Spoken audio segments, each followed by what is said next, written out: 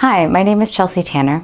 I'm a flutist and a mindset coach for musicians, and this is my Flute Fundamentals series where we talk about the physical principles of the instrument, how to troubleshoot, and figure out all of these different aspects of your playing with, of course, the help of your teacher, but also to try to figure some stuff out on your own. I'm very into tangible descriptions and explanations, things like that. So if that sounds aligned with you, stick around. Also, if you like what's going on in this series, I have Flute Fundamental ebooks that are available in the description below. And if you're on the lookout for a private flute teacher and you like to learn online, I do have a few openings in my studio, so let me know in the lesson inquiry down below. Without further ado, today we're talking about high notes. How do we get high notes out? How do we do it without sounding like kind of literal monsters? And how do we control the dynamics of our high notes? This is something that's really hard to navigate at times, and it's something that I think isn't talked about in very tangible ways. Some people say, oh, think down for high notes. But what does that actually mean?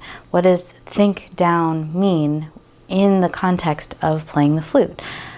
I always like to think in physical directives, so my body knows how to play any given note at any given dynamic. So let's talk about it. What do we need for high notes? We need fast air. If you watched the last episode on low notes, you know we need slow air. And for high notes, we need fast air, right?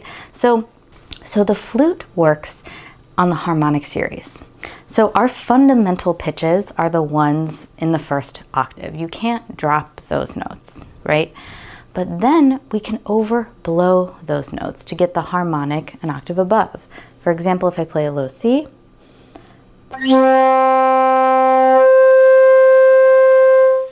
I can overblow that note or make the air go faster within the instrument to get that higher pitch. Then, if we overblow that, we get a fifth above that, which is a G.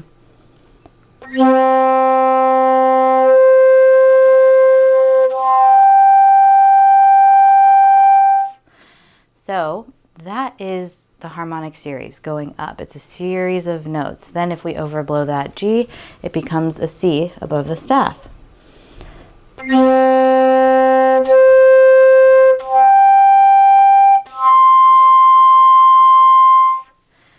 And we can keep going. So I think it's really important to get to know all of these different I think it's important to get to know what it feels like to play those higher notes and to speed up that air, because that is really what we're doing. Now, let's talk about why this happens. When we play a low note, a fundamental C, we resonate to about here. When we overblow that, we cut the wavelength in half, okay? Then what happens after that? Let's say the C above the staff, we cut it in half again. And the C way up there, we're really resonating not very much of the instrument. We're really not using the entire length of the instrument to play that note, right? We are using about this much. So when we think about like a high C, a fourth octave high C, we could play that note if our tube was about this short, right? So that fourth octave high C might feel a little bit more resistance because we still have the entire tube to contend with. Now, how do we make our air faster? There's a few different ways. The first way is to blow more air into the instrument. And this is likely how you got your first high notes out. Just using more air through the same embouchure and aperture and setup will likely cause the air to go faster because there's more air in the same amount of space. It will speed it up and likely it will jump up the harmonic. Great. However, we can't always play forte in the high register, right? Sometimes we have to play piano in the high register. We have to play soft. So how do we manage this? It's like low and loud is difficult and high and soft is difficult, but that's because we need a little bit of fast air and a lot of slow air, right? So high notes, we need fast air. low notes, we need slow air. Soft notes, we need less air. And loud notes, we need more air. So we have to manage these 4 different principles as we navigate the instrument. So one way to speed our air up is to cover a bit more of the embouchure hole here with our bottom lip. And if we are able to pucker our lip forward just a bit and aim upward with our air, that should speed the air up. Another way to speed the air up, which kind of goes along with the aiming the air up, is to make our aperture a bit smaller. But we want to be very cognizant to not pinch or tighten to make the embouchure smaller. If that's what we do, then our sound is going to sound pinched and tense. And that's not what we want. Now, if you watched the low register video, you might think, oh, Chelsea, then of course we would also need to close our mouth for the high register. And this is where not everything we do in the low register is opposite for the high register. I still keep a pinky's amount of space between my teeth, relax my jaw, make sure that everything is in place so that there is optimal resonance here. The reason that's important is when we are blowing a lot of air, into a little space, it's very easy for it to sound forced. So if I were to play an F 2 octaves below and then try to overblow just with my air to get that high F out, this is what it would sound like.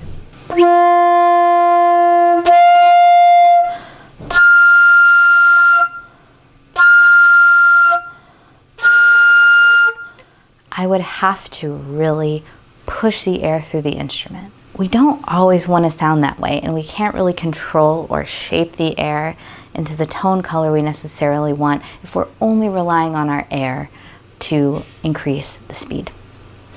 Now, if you remember in our last video, we talked a little bit about air support. I want to make sure that when you breathe in, we are keeping expanded as we breathe out. So last time we took a deep breath in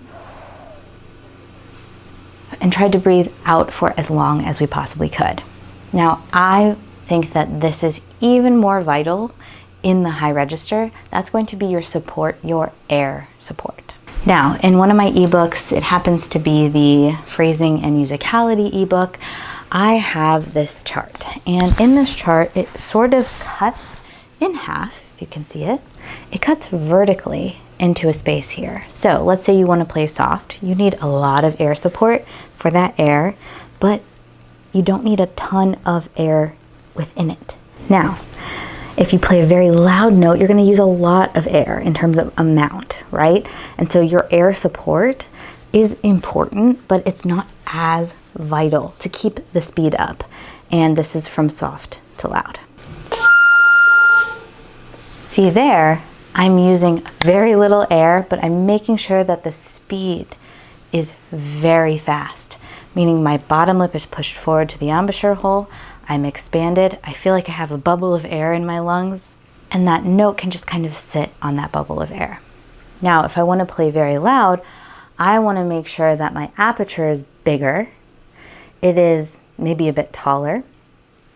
And the reason that we can make the aperture a little bit bigger is because we're using more air.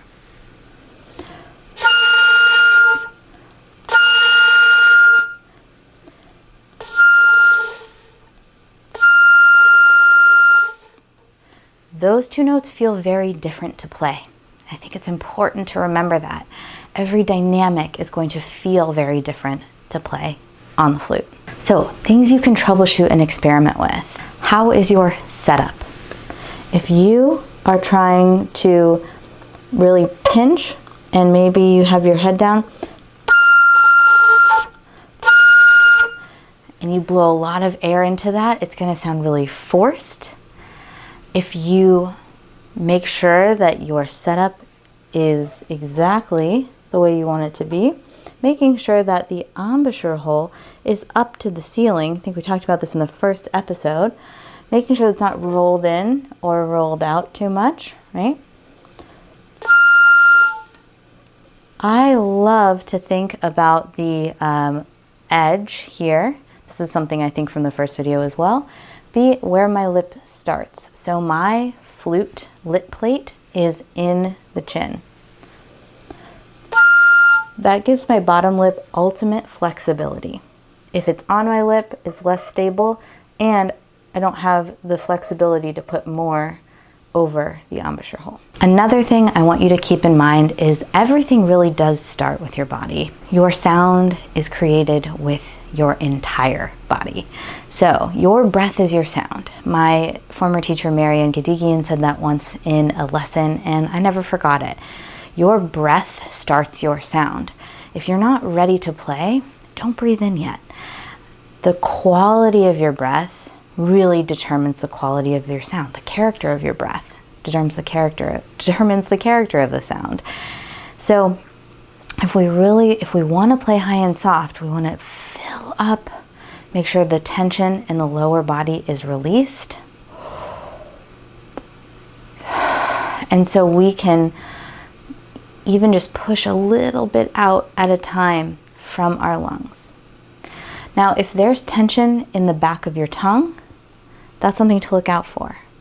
If you have a raised tongue in the back, what does that do to your throat? For me, it closes it. You can even hear in my voice if I have tension in the back of my tongue. It sounds really weird. The front of our tongue is used to articulate words. It's used for language. The back of our tongue is used to swallow food. It's used to close our windpipe. The very thing we always talk about being very open, right? So if we are closing our windpipe just a little bit by having tension in the back of our tongue there, make sure to release it. I like to implement something called wide tongue. I made that up. I have a wide tongue when I play my flute. So much so that if I were to bite down with my teeth, I'd bite my tongue. So it is wide in the back. In the front, it's used to articulate notes. But at the back, making sure that that is inactive and wide in the back is really helpful in the very back, right? So we don't really have control over our throat being open. I don't know about you, but past a certain point, I don't have control over my throat like I would my fingers, right? Or my tongue. So having the back of your throat be open really is determined by the back of the tongue. So something to think about, something to try. And when that is released, when your mouth is open, you're going to notice that you might drop a few of the high notes. This is all part of the process. Be willing to crack notes. It's totally worth it to get to know the instrument. If you drop a note from a high note to a lower harmonic, that's information that what you have put into the instrument didn't elicit the result you thought it might. Now you have to change something. That's all it means. It wasn't good or bad. That's just what it was. You're just making sound waves in a room. Okay? So you have a hypothesis. Oh, okay, I'm going to try this wide tongue thing. And you play, and let's say you use your air like you have been.